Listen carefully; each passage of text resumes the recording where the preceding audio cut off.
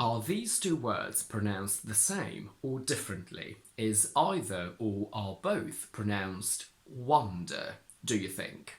Hi everyone, this is Sam and welcome to Logic. As requested by one of my subscribers, in today's pronunciation lesson, we'll try to make some sense of how to pronounce some very common words and minimal pairs with the letters O and A, as they can be really tricky, and we'll do that with this nonsensical sentence. As a little experiment, I'd like you to pause the video first, try and read the sentence for yourself, and then see if your pronunciation matches mine.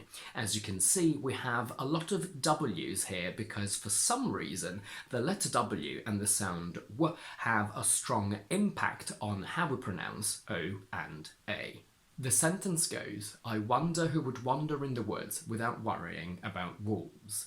I'll read it a little bit more slowly now. I wonder who would wander in the woods without worrying about wolves. As we all know, in English, each vowel can be pronounced in numerous ways. Today we will not go through every single one of them for O and A, but we'll only focus on the most tricky and complicated pronunciations of them. The first fundamental and crucial rule to memorise and never forget is that whilst in a lot of European and Latin languages, the letter A gives some sort of a sound, in English it never does. It can basically give more or less every other vowel sound in the English alphabet, but never a. A lot of people mispronounce my name and call me Some, but if I hear some, I understand S-O-M-E or S-U-M, but my name is Sam. A lot of people also mispronounce the word fan and say fun, but I understand F-U-N. So, every time you hear you may not know how to spell it correctly because we have a lot of possible combinations, but the one thing you must know is that it's most definitely not a single A. And if you want more information about how to spell and pronounce you can find a video over here. Back to our minimal pair. I know that when you see the first word, you really want to say wonder, but unfortunately it's wonder, because if you say wonder, I understand the second word. The problem with wonder is that the sound is not as bright as it is in cup. And why is that? Is a full sound, but it's not very vibrant or strong, like for example, which is much brighter. Since w requires a lot of lip movement, sometimes it distorts the sound that comes after it if this sound is not very vibrant. Also, n is nasal, and sometimes that can also muffle the sound before it. All of these elements come into play when you say wonder, meaning that the difference between wonder and wander is there, but some foreigners find it almost imperceptible because, again, it's not the strongest to begin with. So, in a sentence pronounced at normal natural speed, the difference between wonder and wander is less clear than between cup and cop, although we have the same sounds, but they are surrounded by different ones. So the difference between I wonder why and I wonder why is less clear than I see a cup and I see a cop. The American version of wonder may also contribute to this confusion because in American, is even less bright than in British, so they say something like wonder, wonder, where really does sound more like a instead. However, the difference between these two words in American is clearer because they pronounce the second as wander. So you have wonder, wander. We say wonder, wonderful, one, once. Let's go back to the sound preceded by the sound w, like in wander, meaning to walk. Although we do have a few words where the sounds w are given by the letter o, like wok, wobble, wonky, and wop, where the H is silent. Usually the sounds w are given by the sound w, however spelt, plus the letter A. We have wash, watch, was, wallet, swan, and w, however spelt, means that this sound w can be given by different kinds of spelling combinations. For example, WH, where H is silent, and we say what, but also QUA that we pronounce as qua, quantity, squander, qualify. Careful with the word waste because we have a silent E after ST, just like in paste, based, taste. Please don't hate me, but I know that you want to say worry, but we can't. We have to say worry.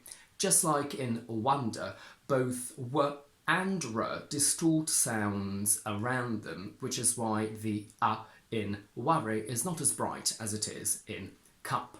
Also, American may really confuse you this time because they don't really have the combination a plus r. We say hurry, curry, flurry, worry, but they say hurry, curry, flurry, worry. The letter O is often pronounced as a before M or N. Some, come, comfortable, money, Monday, sun, front, done, but not gone. Before the, other, mother, brother, smother. Before the, glove, oven, above, cover, love. Double O is pronounced a only in flood and blood. And careful with the word colour, because if you say collar, I understand something completely different.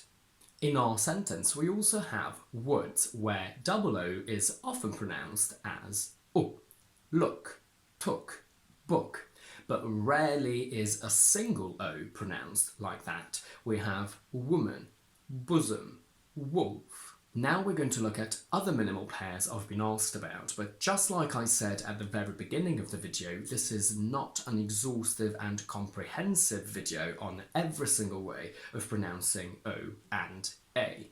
We have bold, bald, scold, scored. We'll see when these sounds appear and why they're so tricky to differentiate.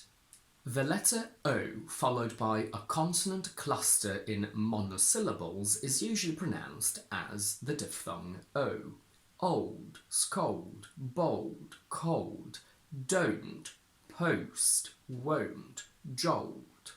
The letter A followed by a pronounced L and a consonant is pronounced as a long sound all, bored, scored, walnut, poultry. The same happens when we have A plus a silent L plus K, talk, walk, chalk, and A followed by double L, all, wall, call. Why are these minimal pairs difficult to understand and produce? Let's go back to the diphthong O in the word bold and we'll compare post and bold. They have the same diphthong, but I'm sure you could hear that they sound a little bit different from each other. By the way, I have a whole video on O, all, and over here.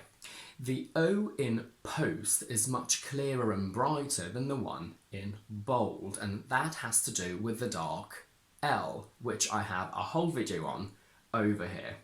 When L appears at the end of a word or before a consonant, we don't say a clear L, but we curl the tip of the tongue against the alveolar ridge over here and we say L, like a backward lick. This happens in bald, with no hair, and bold, brave.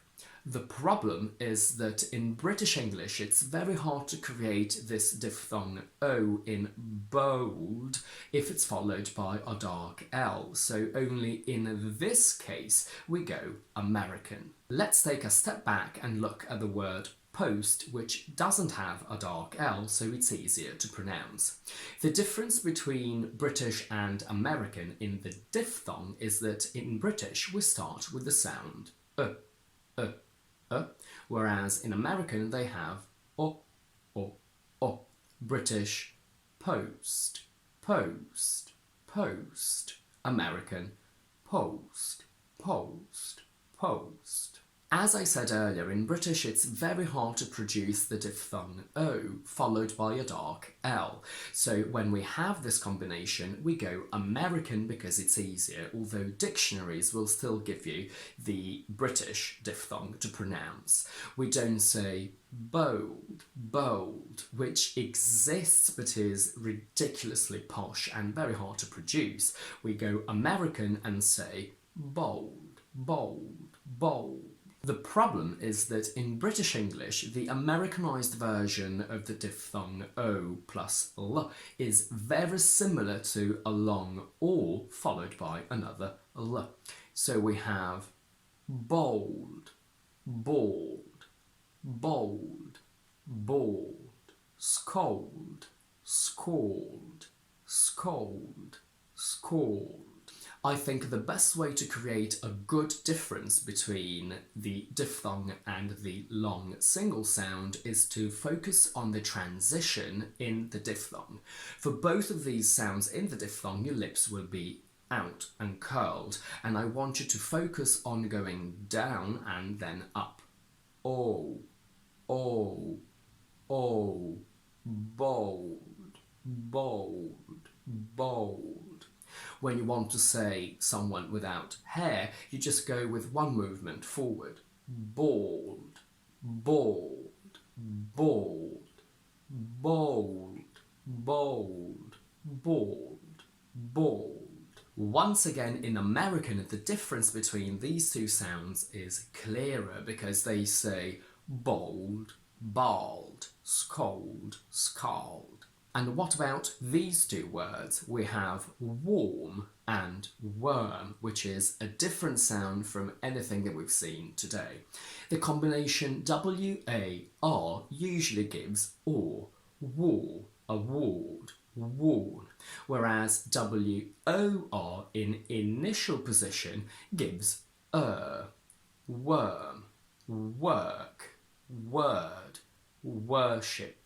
So if we go back to our original sentence, we get, I wonder who would wander in the woods without worrying about wolves.